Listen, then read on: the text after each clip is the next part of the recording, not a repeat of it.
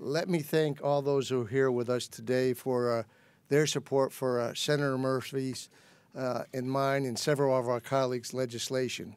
And you probably know it by now as the Common Core Parental Refusal Act. But most importantly, let me thank them for their support for the education of all New Yorkers, and especially the future of our kids. The individuals represent the groups of the 19.5 million people we have in New York State, and they're going to illustrate to you why they have the most vested interest in the future of that educational system, and most importantly in our kids, because it's directly related to the positive impacts we can make on that educational system.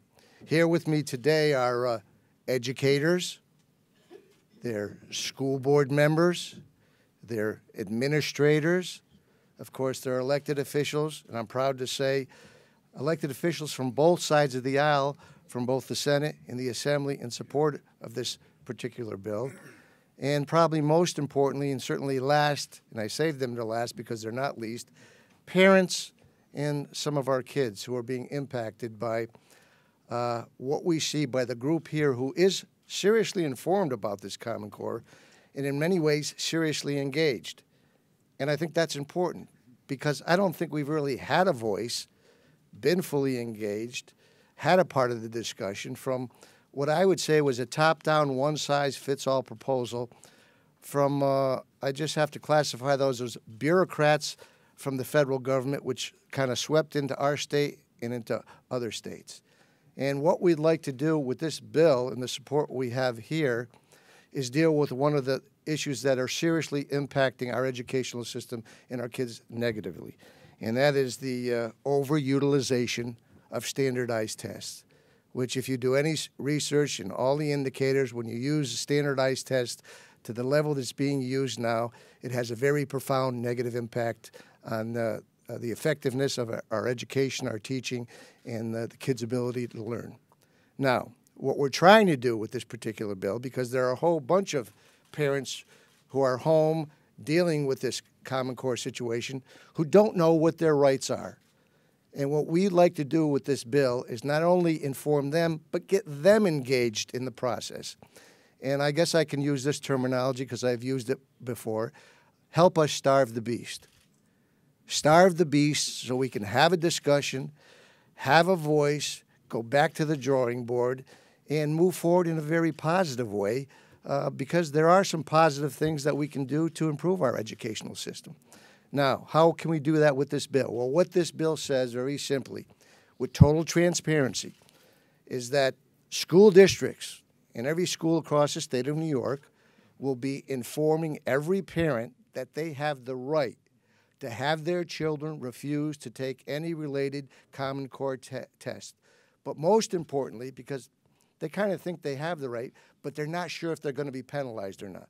Because the reality is we're getting a lot of information sent out to parents from different schools and different school districts with information that is not the reality of what is actually the law right now. So we want to clarify that. And what the message is that you can not only refuse, but you can refuse without any penalty. Those who take the test would not be rewarded. You could not be forced to sit and stare in a classroom, which I think is a serious penalty, and you would be provided, you would have to be provided academic work while those others who choose to take the test take it. Secondarily, educators, teachers could not be penalized and would not be rewarded if their kids refused to take their test or if they took the test. And thirdly, because schools are concerned, what our bill says, schools and school systems could not be penalized. They would not lose school aid. They would not be sanctioned. They would not be put on a list of underperforming or failing schools if they went below the 95% percentile. In doing this, we think we can get parents to say, I really don't want my kids involved in this level of standardized testing, the utilization of tests to this level. Because here's what happens when that takes place. They've got control of the standards. They've got control of the tests. They've got control of the mandatory outcomes to show you're successful as a student. The only thing left is a curriculum. And when you control those two things on each end, you actually control the curriculum. You know what the curriculum has become. Teachers spend most of their time in prep, kids most of their time in prep, teaching kids to answer questions on standardized tests. And we are evaluating kids on how they do answering questions on standardized tests. Now, don't get me wrong.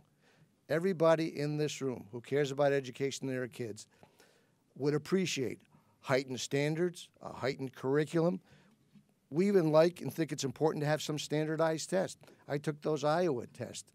I'm sure I filled in a lot of bubbles. I don't know if I did it correctly or not, but I made it a pretty long way. And I think they worked pretty well, pretty effectively for me.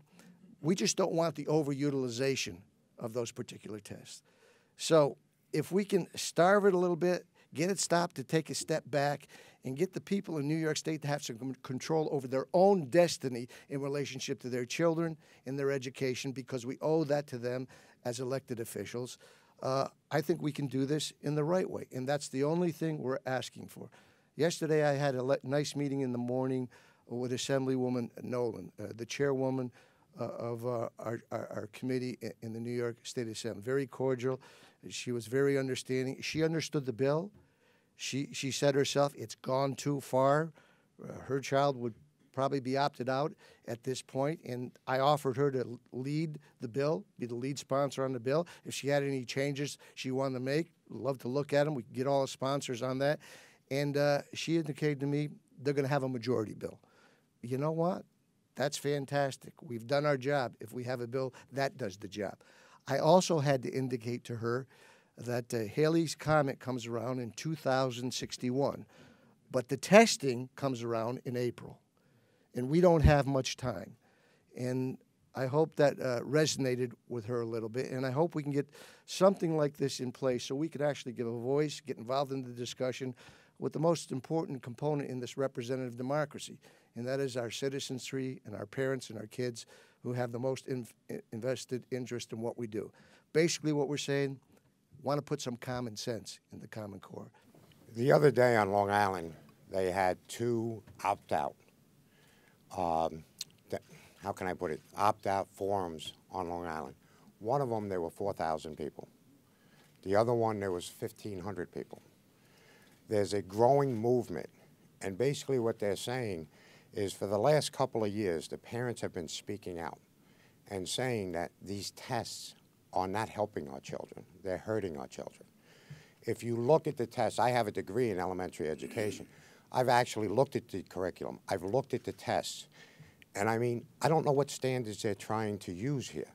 Because if you have a child that's developmentally in first grade, they're trying to test them on their chronological age, which could be fifth grade. And their answer to that is, we'll give him another hour to take the test. You can give him a year to take the test. The people of New York State have been calling out with the changes to education and saying, stop. You're going to force teachers to teach to the test. And a lot of times this test isn't appropriate for a lot of the children that are taking the test. When you teach to a test, no actual learning is actually taking place. So I tell people all the time when I go out there, is our school districts, our teachers are strong. All right, but once New York State got involved in education, they screwed it all up, okay? We need local control. We need to go back to what worked. And right now, what they're doing is forcing these children to sit through these tests. And I'm going to share a story with you because we did forums. And it was the saddest story I ever heard. We had a teacher that came up who basically taught special needs children. And anybody who teaches in children with learning disabilities know that sometimes the instruction is guided learning. Okay, you're not cheating, you're guiding the students. Remember what we talked about? And that's the type of class that she had. And she sat in front of us, and she's telling us that when she gave these Common Core classes to these children, who some of them were developmentally in first grade, second grade, but chronologically were in fifth grade. They sat there, she handed out the tests. She's not allowed to help them with the tests at all. And the children looked up at her, looking for help with tears in their eyes because they wanted to do well for their teacher. And she noticed one little boy off in the corner, and he wasn't doing any work. And she went over there to investigate what was going on. And what she found was this little boy was stabbing himself in the arm with a pencil, okay? She broke down in tears when she testified in front of us. And she said, I walked over there, I took away the pencil, right? I told him it didn't matter, and that was the first time I felt like a teacher again. We need to let teachers teach. We need to take in consideration children's abilities. Every child is different. Everybody in this room understand, we all learn differently. Some it's visual, some it's textual. Others, it's auditory, we learn by. You cannot fit every child in a box. Not every child is a cookie-cutter student and you expect them to be there. So I just think that this is a great bill. It gives parents an opportunity to opt their children out, to send another message to the halls of Albany. I mean, I don't know what it's going to take. Parents, teachers, and everybody else have been screaming out for the last 2 years. Finally, Albany is starting to listen a little bit, but this gives them permission and recognizes what they're going through with their children. And I want to thank everybody for coming here today. I want to thank the Senator and Jim for sponsoring this legislation. Ed Ra wanted to be here today. But look, what I'm going to say to you, keep up the fight, okay? Fight for your kids. Because in my opinion, and I'm not going to say everybody's opinion, in my opinion, this is hurting a lot of kids, okay? We can do a lot better. These children deserve a lot better, all right? And with your help, we're going to make sure that they all get an education, okay, based on where they are. So I thank you very much, and I thank the sponsors for this bill. One of the things that was given to me by a teachers group was a pie plate. I wish I had it with me today. And it's very simple. It said, those that can teach, those that can't make laws about teaching. Isn't that the truth? We have people who don't know the classrooms going in there and telling them how they must run that classroom. And I've also had the opportunity to read the 2- or 3-page agreement that teachers had to sign, saying what they promised not to do. And sometimes teachers broke it, as the story you heard before about the little boy stabbing himself in the arm. She helped him. But when you tell teachers you can't do this, you're taking away the power that they have in their classroom to know every one of their individual students.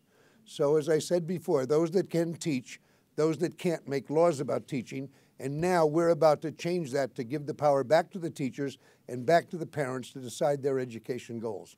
And thank you to the sponsor, Jim Tedisco, and Senator Murphy, and everybody in our conference, and I think across the aisle, that's going to support this bill, and I'm hoping it'll pass and be signed by the governor as an admission that we've got to stop doing damage to our children. Just very quickly, this is a bill that is put together, you know, the substance of it is excellent, but quickly on the process side, what a concept when we're talking about education. The Assemblyman went out, he made contact with many different entities, from parents to teachers to people within administrations, and got their opinions and came up with something that he think would be a good solution to a problem. So kudos to him. That's the process that's been lacking in so many of these reform items within our education system. This bill, it's important in terms of codifying and protecting a basic parental right, but I think equally important is the provision that tries to ensure that at the local level, our districts can accommodate those parents who are very concerned with their children's education without fear of the state coming after them for doing so. So I think that's an equally important provision of this, and I thank Assemblyman Tedisco for his extraordinary leadership, because this really is, right now, gasoline has been poured on a fire with this proposal for APPR from the executive budget. And this issue is one, as we get into April, it's testing time, and we need this now. We need this yesterday, so that our districts will have to basically have this conversation that many just want to ignore. So I thank Assemblyman Tedisco for his leadership and including me today. Well, thank you, Jim. I want to thank Assemblyman Tedisco and Senator Murphy for sponsoring this bill, and Ed Ra and Al Graff for all their work on the Education Committee and bringing attention statewide to this issue. You know, we talk about diversity in our schools, and the schools do a good job of pushing diversity, which we all should embrace. But yet, we have an education system that now pushes commonality. It makes no sense to me in any way. And, you know, it's been said, whether you agree with it or not, it takes a village. And whether you agree with that sentiment or not, one thing that is absolutely clear is it takes a family. At the root of that, it is the family structure that is most important. And what this bill does is put the power where it belongs, right back in the parents' hands, so that they can decide whether they want their children to do this or not. And to me, it seems like when I'm in Tim Farley's school, and they're telling me that kids are losing control of their bowels because they are that stressed out. When I have a teacher tell me, Steve, I had a blind child. The child can't see a thing, and I'm not allowed to help that child with the test. When you have autistic children that are forced to take the exact same test as other children, that to me is the definition of child abuse. We are not supposed to introduce stress into the education environment. We're supposed to introduce enthusiasm and a love for learning. And I think if you go back to basics, as Senator Latimer said, it's almost like the old days of the Little Red Schoolhouse. That teacher, and I'm married to one, those teachers within a week or two know every single student in their classroom. They know their strengths, they know their weaknesses, they know what this one needs. And you cannot make commonality out of education. Commonality is great for an assembly line. It is really bad for education. And if there's anything that should be customized, it is education for our children. So thank you very much. I do want to thank Assemblyman Tedisco and our senator for introducing this. And we have a group of passionate people here who are passionate because they care about their children and their future, and that's why we're here. And we've heard some excellent quotes. I'll throw another one in from Albert Einstein. I believe in standardizing automobiles. I don't believe in standardizing human beings. And that speaks volumes to why we're here today. Now, ultimately, when we first addressed this issue, as the legislature became engaged, people would say, why is the legislature intervening with education policy? That's for the Regents. Well, we know the Regents has failed us, and we know the Regents continues to fail us, particularly on this issue. So it is our duty and our obligation as people who are also passionate to engage. So we engage with this bill, we engage with other bills, we have the Apple Plan and other things that we are advancing. And the premise is we want to allow teachers and parents to do what they were charged with doing, to inspire and to allow those young people to reach their full potential. So that's why we're here today, to advance this cause. So thank you so much, and thank you to Jim and the senator again. Thank you. I just want to thank all of you for being here. I actually am the school district where the teacher had the student that was stabbing himself is my district, and Al Graff and Ed Rod did a fabulous job coming around all around the state doing forums on this issue. I just want to say thank you to you because, and also to the school board members and people in education who are here, because I can say almost unanimously parents are in support of us. Our biggest issue is teachers and administrators, though they may agree, they can't come out publicly, and I think that's why our advocacy is so important to fight this battle, and that you as parents, and I give credit to the school board members and the people that are in education as administrators who have come out and taken a stand, because you're the ones who are getting the pressure from the governor and being bullied as well. So I just want to say thank you and keep that fight up, because the only people who've ever objected to this bill in my thousands of emails that I've received are administrators and some teachers. That's it. No parents. But thank you very much. I'm not going to repeat a lot of what Assemblyman Tedesco had already said because he's spot on. What I'd like to talk to you about is myself being a parent of 3 little kids, and what happens at my dinner table every night when my 12-year-old little girl crying and asking me, Daddy, am I stupid? And she had no idea whatsoever that I was even going to be doing this today. So I just have to pull this out because I have to read the text that she asked me last night that she gave me, sent to me. So excuse me 1 second while I get it.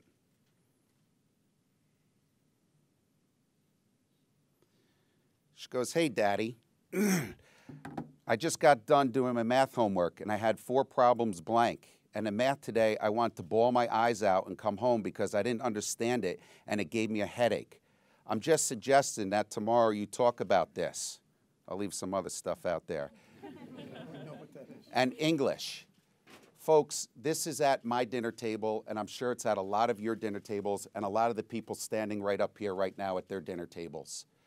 As a legislator, it is my objective and my goal is to protect not only my kids, but our kids. And I have all intentions of doing that. We have to do this the right way. I can't thank everybody enough for being here on this incredibly important subject, because this is reaching into not only everybody's houses, everybody's community, and we have to fix it.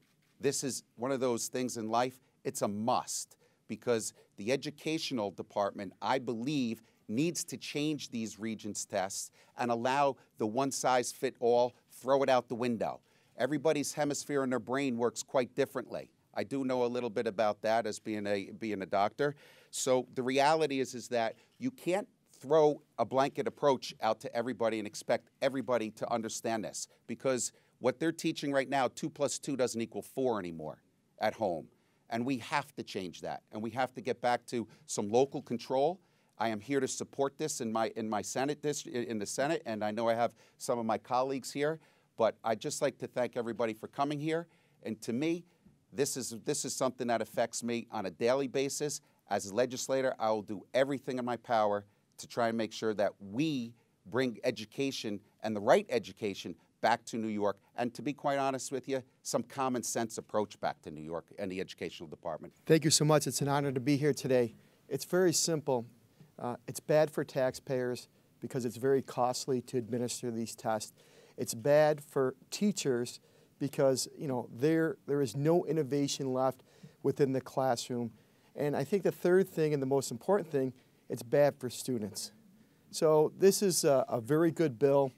Even though I am a Democrat, I look at these bills and I want to commend the sponsors, and I look forward to supporting them in any way possible. Thank you once again. I am very happy to be standing here. A few years ago, I didn't think we'd ever be where we are today in this movement to really reclaim our public education system, which is under assault by the governor and a lot of other people.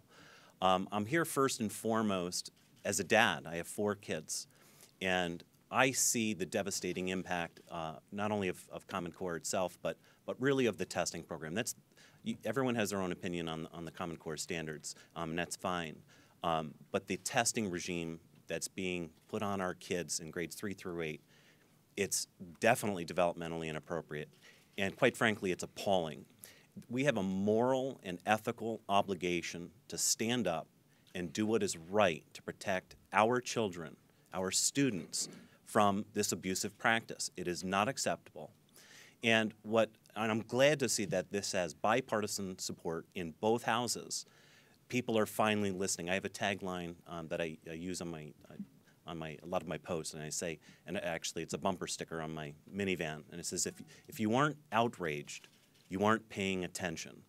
So it definitely appears that people have been paying attention, and it's great. So, you know, as a dad, and it's for parents to make their own decision. I refused for my kids, because that's my parental right to do so. I refused 2 years ago, last year, and my kids will not be taking the test this year either. What this bill does is it codifies what we already know, that parents have the right to make the decisions of what's best for their children. My daughter Grace took the test once, just once. It was enough to thankfully make only a small negative impact on her self-confidence, but it was a wake-up call for me as her mother. I began reading about the Common Core curriculum, the tie to high-stakes testing, and I began thinking about how these things affect the everyday classroom experience for my children. That last part is particularly bothersome to me, as Governor Cuomo ties test results to a teacher's evaluation in a system that is unfair and makes the stakes even higher. Of course, teachers will teach to the test. It's a matter of self-preservation, and we can't hold this against them. I'm not a teacher, but I would guess that if you asked any teacher, they will tell you that the Common Core curriculum and the high-stakes tests change life in their classroom every single day. Every day. not just the 6 or so days of testing, but every day, and the children feel this. Students have less time to be creative, to have fun, and to get along with their peers. They're not learning how to think, speak, or be good citizens of the world. All because fantastic, enthusiastic, and passionate teachers across the state are being stripped of their freedom to do what they love in the way that they are highly trained to do it. The children feel this. The school experience is changing, and not in a good way. More tests do not equal better education. I think too often test refusal is viewed as a resistance to the school district or the teacher. In fact, it's the total opposite. I love my children's school. It's the same one I went to myself 25 years ago. I admire my children's teachers, but they are in the fight of their life. My refusal of the state tests is my choice to take a stand, my choice to help reclaim public education for the district, for the teachers, and most importantly, for the children. Parents have this right, and it cannot be ignored. That's what Assemblyman Tedisco's bill is all about, informing parents of their rights and protecting those that utilize that right. So thank you, sir, and the other sponsors of this bill for bringing attention to the choice of parents and for giving us a voice. Thank you. My husband, Will, is a school board member, and Will was on the board when Common Core and Race to the Top came to our schools. And our first red flag in regard to these initiatives were that there were no standards to review. In fact, the final version hadn't even been released when our school boards were forced to sign on to receive federal funding. Our second red flag was when they released some of the first Common Core test questions. I came across a 4th grade math question that I have here today that could not be answered as worded given the choices available. As you may know, the State Ed Department only released 25% of test questions, so it gave me great concern that this was actually one they felt comfortable releasing. I sent this question off to an expert who was actually on one of the Common Core work groups, a Dr. Stephen Wilson from Johns Hopkins University. He agreed with me and went as far as saying, and I quote, "The primary problem is that this is a question about the interpretation of a picture. It is not a math question. If we are trying to teach our children to read the minds of test makers, then this is okay. However, it is likely that they think this is about math instead." So began my research, and the more I researched about Common Core, the more concerned I became. About a month ago, Brianna, Will, and I met with Assemblyman Tedisco to discuss our concerns. Our initial goal was to urge him to support the full withdrawal of Common Core, which I am happy to say he had already done. So Brianna asked Jim then if he could make us, help us in making parents aware that they have the right to have their children refuse the state test. And to our surprise, Jim suggested this possible legislation. I feel that it is important to mention the current Common Core aligned New York State assessments are not the same standardized tests that we took as children. The current New York State assessments are fundamentally flawed. Will, Tricia, and I have accelerated learners. In fact, in 2013, when I allowed my oldest to take the new Common Core aligned test, she scored a 4, the highest score possible. We do not refuse these tests because they are too difficult. We refuse the tests because they are tied to the flawed Common Core state standards. As parents, we want and expect higher standards. The Common Core state standards are not higher standards. These tests do not provide any detailed information to the school district or parents. Instead, we receive a number of 1 through 4. Some testing is good, but testing that is tied to a flawed set of standards is not acceptable. As Brianna said, we do not refuse these tests for our children because we are against testing. By refusing these tests, parents are exercising their rights and voicing their concerns as to the direction of education. As parents, we have no union. We only have our voices, yet our interests are the most special of all, our children. We thank Assemblyman Jim Tedisco for being a strong voice for our children and keeping his promise to help stop Common Core and introducing legislation which will not only allow us as parents to exercise our rights, but also protect our children and our schools from penalty for doing so. Aristotle, the great teacher, and I was not one of his students, as some of my students thought, made the statement that, or taught us the idea that excess is a 4-letter word, And what we're dealing with here is excess testing, right? Nothing wrong with testing, standardized testing, fine. But this extreme form of testing that does not measure anything valuable, that does not motivate students, that merely points out what they don't know without giving them the opportunity to learn more, is a colossal failure, in my opinion. Now, to go back to the Irishman's quote, William Butler Yeats, Nobel Prize-winning poet, whom I'm sure you're familiar with, you know, he once said, and you know, in a controversy over education and how his children were being educated, like many of the parents here, he was concerned, and he made the remark that education is not the filling of a pail, it's the lighting of a fire. Common Core is not lighting a fire, it's quenching a fire. It's putting out you know, again, Aristotle said all people by nature desire to know. And the testing pressures are creating the kind of anxiety that kills the desire to learn. Anxiety in excess is the enemy of learning.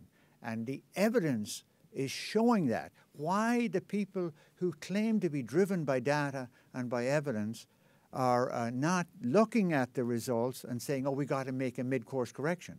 They seem to be stubbornly determined to follow some data that they've collected some years ago that's driving them in the wrong direction. You know, if Bill Gates was to use data the way the SED is using it and the way Arnie Duncan is using it and the governor is using it, he'd be sending messages on a Smith Corona, not on a, you know, using one of these modern devices. So now, of course, a lot of what's going on, I'm afraid, I don't like to use the word, but I think it's bullying.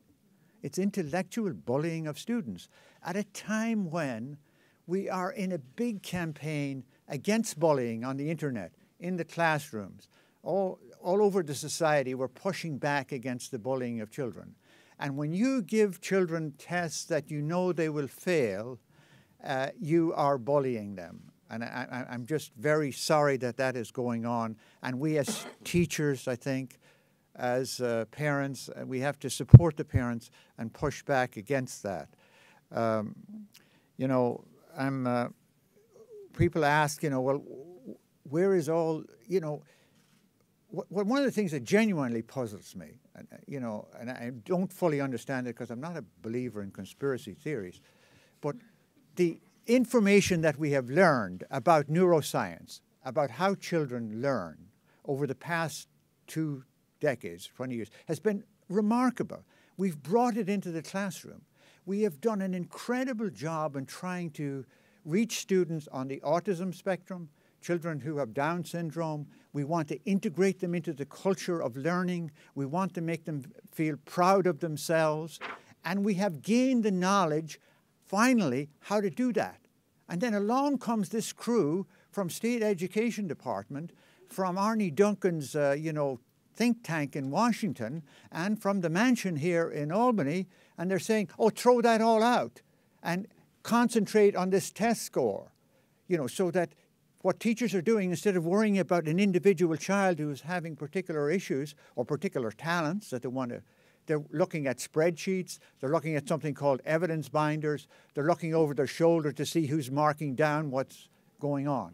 So the focus on the child has been removed and it's put on the data sheet. The spreadsheet has replaced the child as the center of learning. We want to get back to where it's a child-centered curriculum, not a data-driven curriculum. And to that end, we thank the assemblymen and the senators who were working here to bring this into the light, because we think an intelligent discussion of this opt-out issue, of this refusal issue, will let people know what's really going on. And when they find out, believe me, there will be a revolt. To me, the issue is pretty simple. It's about local control of schools. And at the end of the day, as a parent of a child who's now grown, married, I'm happy to say I'm going to be a grandfather, first time, you have the sense that in your caring for your children, and their education, that you can interact with the teachers, perhaps the principal of the school district, and if you're aggrieved enough, you can go to the school board in your community. And if you feel and other parents feel the same way, you can organize yourself and go down and make a public statement at your school district. And then ultimately you have the right to vote on a school budget and you have the right to vote on school trustees. I fundamentally trust the voters of New Hartford, where Claudia Tenney lives. I fundamentally trust the voters of Schaghticoke, where Steve McLaughlin lives. And I trust the voters of Bronxville and Byram Hills and Rye, where I live. What we're doing with a combination of this and other things that we've done is we're taking that power away from the local school district. And when we take it away from the local school district, we're taking it away from the parents. We're saying to the Latimers, you don't have the ability to affect your child's education. There has to be a rebalancing of that. There has to be an opportunity for those parents who care about their kids' education and want to be able to interact to it. And they go to their local school board and the school board says, our hands are tied. We have this restriction and we have this mandate and this is coming down from on high and somebody else is structuring this and this is now a runaway train. I want to stop that runaway train. I want us to get back to basics. We have districts that are performing well. We have districts that have needs. The districts that have needs, we have to address those needs. But we don't have to wreck the districts that are working in order to deal with the districts that have need.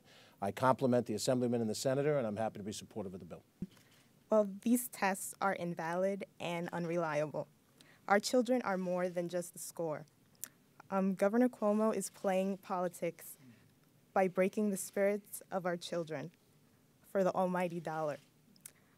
Governor Cuomo and Chancellor Regent should be held to the same standards as the Common Core. I don't want our generation to be a generation of guinea pigs. What gives Bill Gates the right to experiment with my future? Fully withdraw the New York from the unconstitutional Common Core and refuse the test now. Thank you, Jim Tedisco.